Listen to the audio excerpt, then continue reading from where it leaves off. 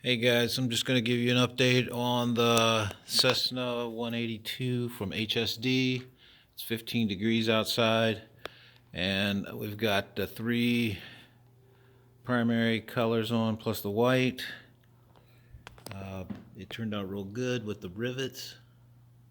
The raised rivets look pretty good. The color is making them starting to pop out now.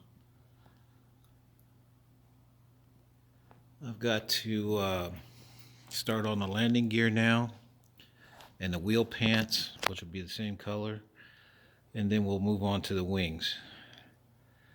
Up till that part, I'm pretty satisfied with it.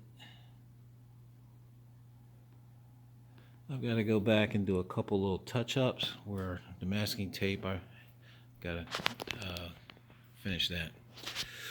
Okay, everybody, that's all for now. This is Jetman, and I'm out.